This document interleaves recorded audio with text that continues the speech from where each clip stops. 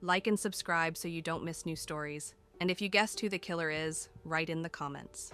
It's hard to say with 100% certainty how modern social media and some creative trends affect the younger generation.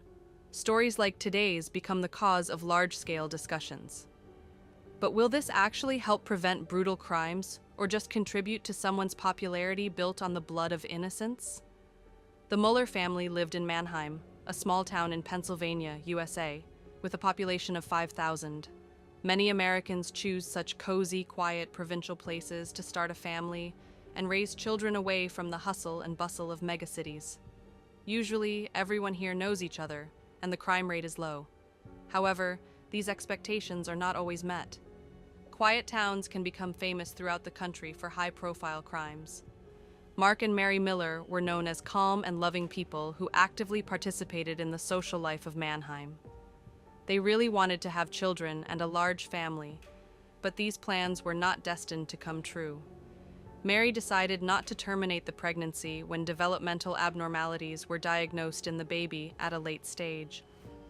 The birth of their eldest daughter, Helen, was a difficult test for the couple. 5 years later, on May 14, 2007, a girl was born, whom they named Claire. The younger child became a comfort, partly because the girl could help care for her older sick sister, who was diagnosed with cerebral palsy from an early age. Because of this, the child always needed special care and increased attention from all family members. Even by the age of 19, the eldest daughter was confined to a wheelchair, unable to enjoy the simple joys of life, or even care for herself. The girl could not eat or dress independently, and could barely communicate with others, hardly speaking. Nevertheless, she interacted with other people through nonverbal communication. For example, she would nod her head to show agreement or disagreement. Her parents loved their children, including Helen, and made every effort to help her integrate into society and live a normal life. She studied at a special center located in a neighboring town. Every Monday, her father would take Helen to her classes. She lived there during the weekdays. Specially trained staff worked with her. She interacted with other children and teenagers. Mark would pick up his eldest daughter on Friday so she could spend time with the family on weekends. The younger daughter, Claire, attended the local school. She was an excellent student, became known for her achievements, and was even the president of her class. Teachers respected and valued her for her responsibility and attentiveness to others. Likely, all this was instilled in the girl from an early age when she faced the need to help and support Helen. Ambitious Claire dreamed of getting an education, a prestigious job, and starting a career. Back in 2012, thanks to her good grades, she managed to get a college scholarship. At school and at home, Claire devoted most of her time to education. However, she also had more down-to-earth interests appropriate for her age. As soon as the social network TikTok appeared, Claire created an account. She was captivated by this entertainment environment and interesting videos. They helped her escape from the difficult life of a teenager.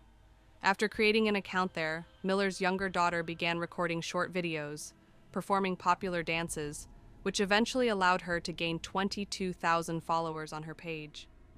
This did not prevent her from actively participating in family life. Claire continued to help her mother and was involved in Helen's care when her older sister returned home for the weekends. From the outside, the girl's daily life seemed normal, but in reality, she faced difficulties. It later became known that she had trouble communicating with her peers. Responsible Claire was somewhat withdrawn, communicated little, and was reluctant to share her problems with others. At the same time, it seemed as if she put others' problems above her own. The girl was cyberbullied. Fortunately, the situation was brought under control. When it was all over, Claire told her parents that she doubted her gender identity and felt that being female was uncomfortable for her. The schoolgirl stated that she actually wished she had been born a boy.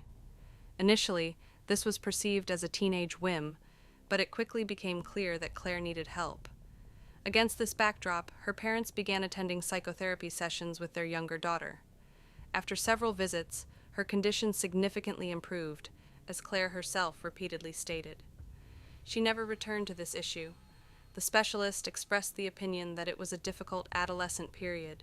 The girl simply needed increased attention. Then the 2020 pandemic began. Lockdown ensued, with everyone sitting at home in isolation. The girl did not communicate with anyone except her family, and visiting a psychotherapist became impossible. It is possible that this very factor made a significant contribution to the bloody events that followed. On February 22, 2020, the 911 emergency service in Manheim received a call from a teenage girl. Around 1 a.m., she called, screaming and crying into the phone. When the dispatcher managed to understand her words, the caller confessed that she had killed her own sister during a fight. Several police officers were dispatched to the call. When they arrived at the Miller house, 14-year-old Claire met them on the street. In blood-stained clothes, she waved her hand and pointed to the house.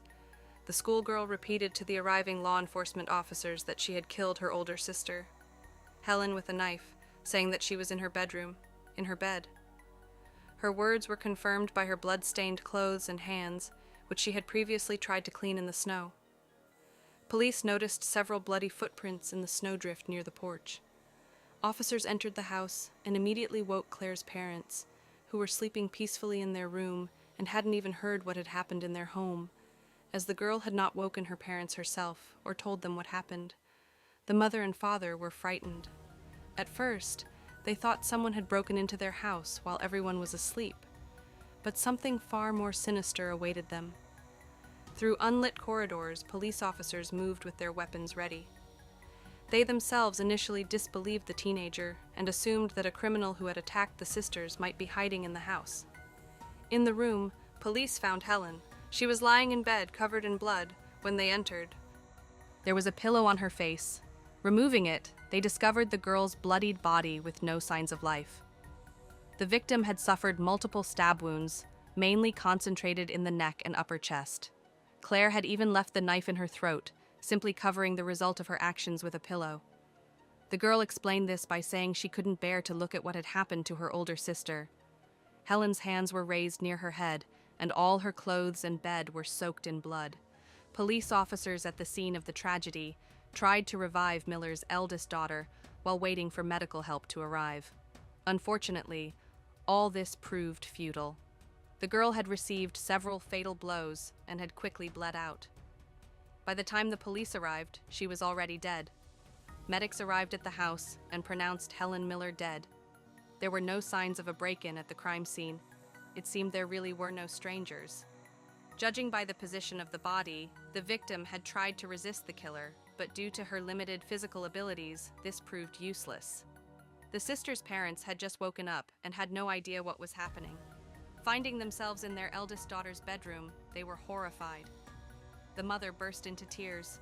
She couldn't understand how the younger sister could have raised a weapon against the older one. According to Claire, a conflict had broken out between the sisters, which escalated into a fight. The younger sister was forced to defend herself and, in self-defense, accidentally overdid it and killed her older sister. From the very beginning, the parents did not believe Claire's story. There had never been any conflicts between the daughters before. The younger daughter helped care for the older one and supported her. No one expected such a bloody outcome. Besides, the older daughter's condition would not have allowed her, even if she wanted to get into a fight and attack Claire, and the older daughter had no weapon, and how could a large kitchen knife have accidentally ended up in Claire's hands? All of this sounded absurd. Nevertheless, some circumstances spoke in Claire's favor. A cold-blooded criminal who feels no regret or remorse for their actions does not cover the victim's face with any object. This is a sign that subconsciously, the killer wanted to distance themselves from the atrocity committed. They are distressed by this crime. The pillow found on Helen's head indicated that the killer knew her, was shocked by what they had done, a circumstance confirming an emotional and psychological connection with the deceased. According to the initial reconstruction of the crime, on that Sunday evening, everyone went to their rooms and went to bed. It is unknown how long Claire had been planning to kill her sister, or if she had planned it at all. The teenage girl went to the kitchen, took one of the knives, and then stabbed her sister while she was sleeping. Next, she covered her sister's face with a pillow and called 911. The motive for the attack remained a mystery, and the killer could not really answer this question. After Claire was brought breakfast from a fast food restaurant, she said during questioning, "At McDonald's? I would have killed someone sooner if I knew I would get McDonald's." These words sounded gruesome and shocked the police. The call Claire made to 911 also caused bewilderment, probably influenced by Halloween movies, where Michael Myers killed his sister. The teenage girl said during the call, "I'm Michael Myers, I killed my sister." This movie character also wielded a large kitchen knife. It seemed Claire was not in her right mind. Then she sent a text message to several of her acquaintances. "I'm so sorry, guys. I just killed my sister." News reports about the events at the Miller family home were released on local television channels, shocking the entire local community. During this period, detectives were actively checking any information to establish the motive for the crime. In this case, there were many circumstances complicating its classification: the age of the perpetrator, the condition of the victim, and family ties. What happened turned out to be a spontaneous, unmotivated act of aggression. At the same time, Claire was not an addict, grew up in a respectable family, was not prone to violent acts, and had not previously shown aggression.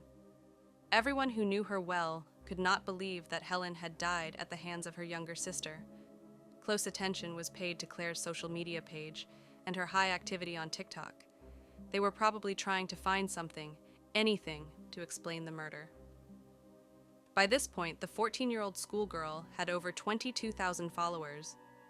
She had become quite popular thanks to numerous videos related to memes and popular trends of the time, such as dances and short thematic clips. After news of the murder appeared, interest in Claire's social media account increased manifold. The killer schoolgirl's account attracted such an audience that within a few days after her arrest, she gained over 30,000 new followers. All of this also added fuel to the fire of controversy that erupted around the tragedy after the investigation began. The police's worst fears were quickly confirmed.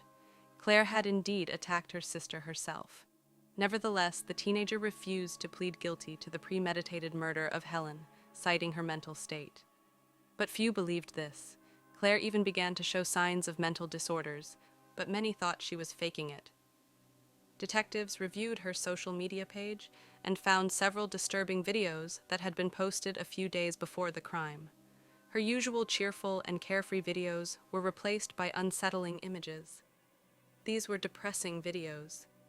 In particular, she posted a video dedicated to her father.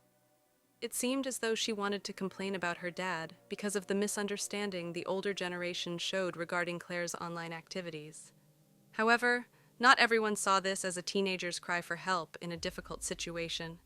Some believed that these were just minor disagreements, and that these recordings could not be cited as convincing evidence of problems, with the exception of the latest publications. Most of the material Claire posted was harmless videos. Sometime after the crime and the increased interest in the killer's account, TikTok officially blocked her account. This happened after the last questionable videos she published gained 1 million views. The reason for the blocking was not disclosed.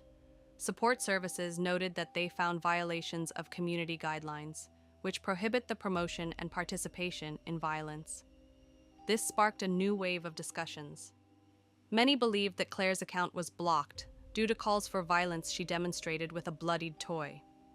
Others believed that the materials published on the schoolgirl's page did not call for anything cruel. Some videos posted by the schoolgirl were downloaded by other users. A bloodied glove and a bloody giraffe thrown in the snow attracted the most interest.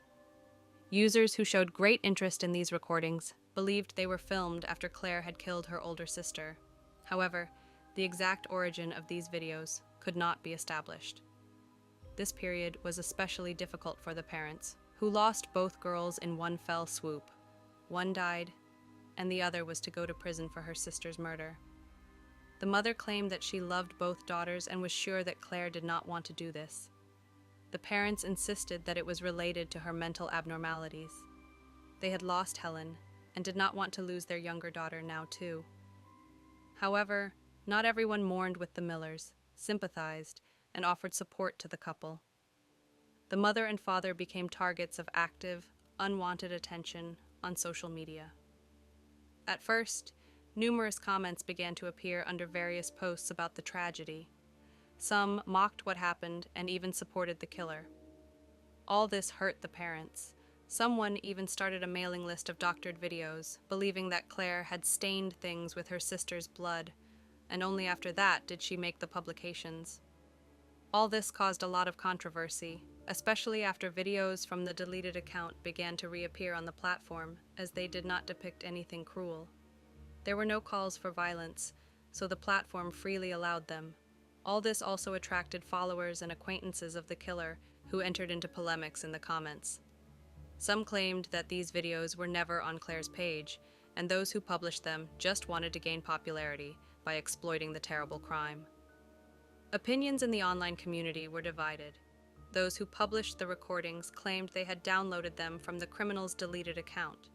Others stated that she had simply reposted from another girl. Many believed that the recordings with blood had nothing to do with Helen's death. Law enforcement officers also had to react to all this, as the public outcry was overwhelming. Claire's mother and father even received threats online, but managed to cope with this pressure. As for the facts, the police recorded in their report that when they arrived at the scene, Claire was waiting for them outside. She had no bloodied gloves on her hands. They also did not see a plush giraffe. The girl had nothing in her hands. The schoolgirl was only trying to wash the blood off her hands in the snow. As soon as Claire Miller was arrested on charges of murdering her sister, questions of a different nature arose. Under Pennsylvania law, all murderers are tried as adults. Despite being 14 years old, Claire faced very serious sentences. From the very beginning, such a decision was highly controversial. The parents, having lost their eldest daughter, did not want to lose their younger one forever too. They believed that her actions could be related to Claire's mental state and demanded more attention be paid to assessing her condition. The lawyer hired by her relatives tried to emphasize this from the very beginning. Claire's defense attorney planned to seek a review of the decision to try her as an adult and to transfer the case to juvenile court. One of the reasons was that confinement in a juvenile detention center could offer the teenager far more opportunities for rehabilitation, counseling, and psychiatric help. The defense strategy was based on Claire's insanity.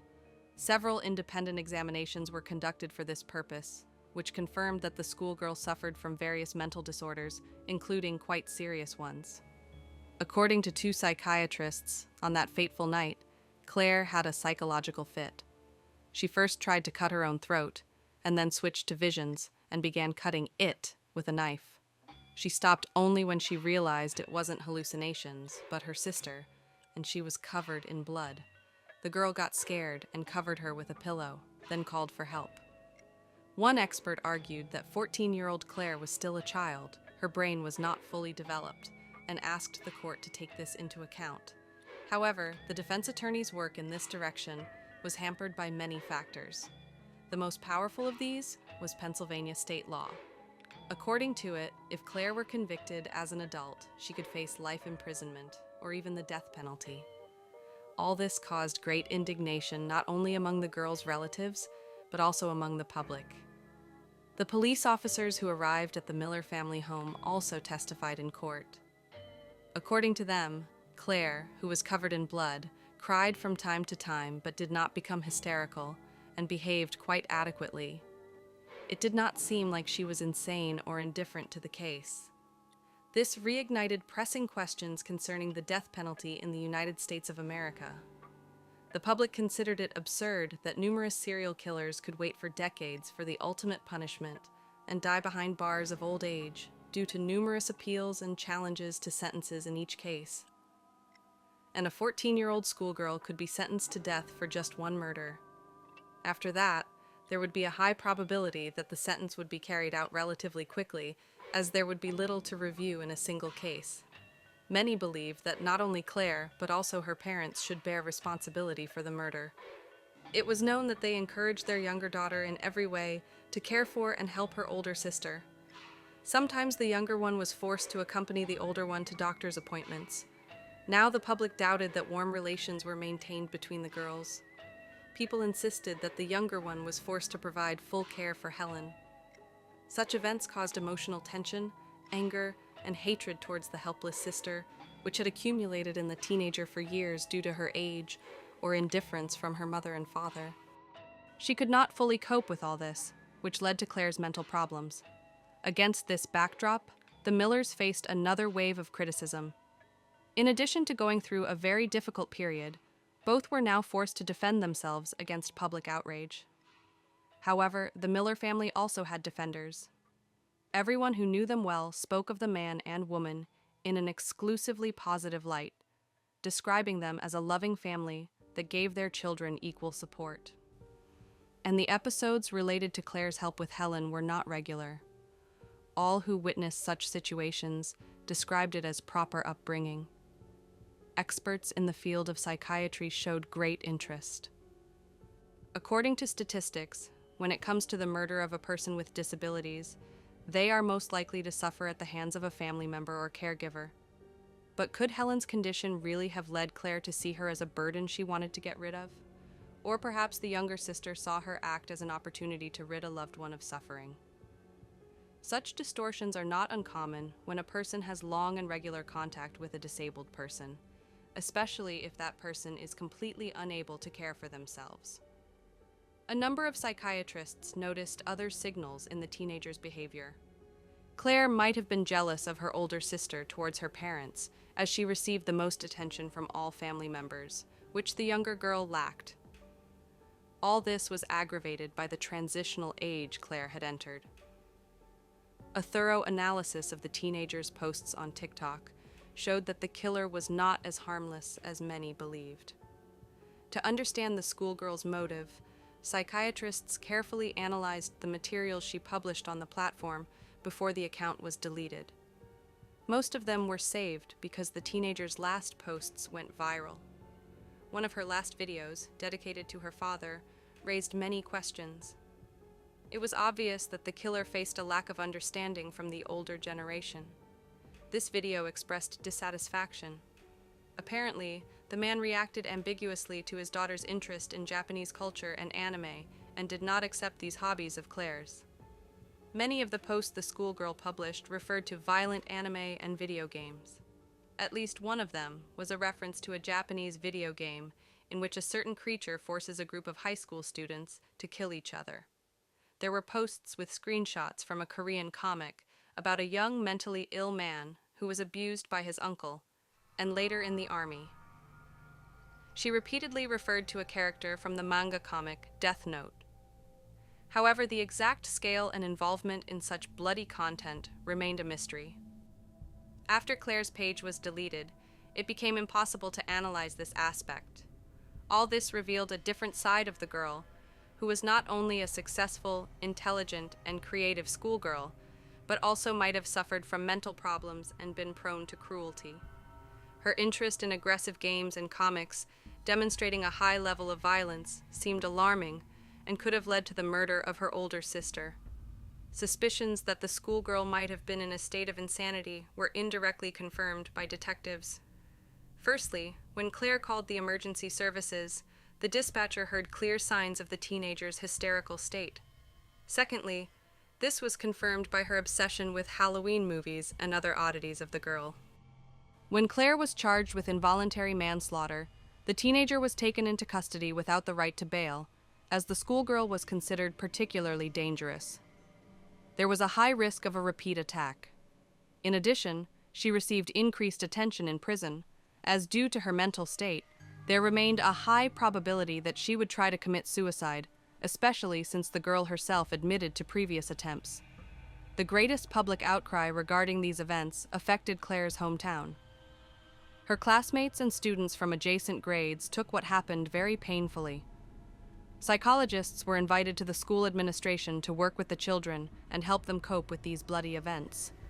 The principal of the school where Claire was in the 9th grade made a statement regarding all these events. Many just wanted it all to be over as soon as possible. Meanwhile, preliminary hearings were expected in the case of the juvenile delinquent. Claire Miller appeared before the Lancaster County Court on April 16, 2021. She was not personally present in the courtroom. Instead, a video broadcast was conducted from the state prison in Muncie, where she was being held. According to her lawyer, the schoolgirl was not interested in the preliminary hearing exercising her legal right. This allowed for the simplification of a number of procedures and avoided lengthy discussion. Prosecutors did not have to prove that enough evidence had been gathered against Claire to bring charges. A preliminary court hearing was scheduled for May 14, 2012, but the defendant refused it and did not plead guilty. It was after this stage of the case review that the lawyer requested hearings to transfer the murder case to juvenile court, but they were denied. In addition, a notice of a possible insanity defense was filed. Obvious difficulties dragged out the process. The girl's parents still feared that the system would deprive them of their second child as well. However, the prosecution quickly abandoned seeking the death penalty for Claire. For a long time, the risk of life imprisonment remained. Ultimately, on March 10, 2012, Claire Miller, as part of a plea deal, pleaded guilty to third-degree murder. Following all psychiatric evaluations, she was declared mentally ill but not deemed insane. This gave the lawyer room to maneuver to circumvent legal restrictions, but did not help her avoid responsibility. Claire Miller was sentenced to 40 years in prison with the right to parole. She will be eligible for it in 12.5 years. For now, the criminal is behind bars. Her relatives hope that there she will receive the necessary help and undergo rehabilitation, and then successfully be released on parole in 12.5 years. If you liked my work, subscribe to the channel. Support this video with likes. Let's discuss this story in the comments. Don't forget to subscribe to my channel where I publish interesting crime news. Thanks everyone, and bye for now.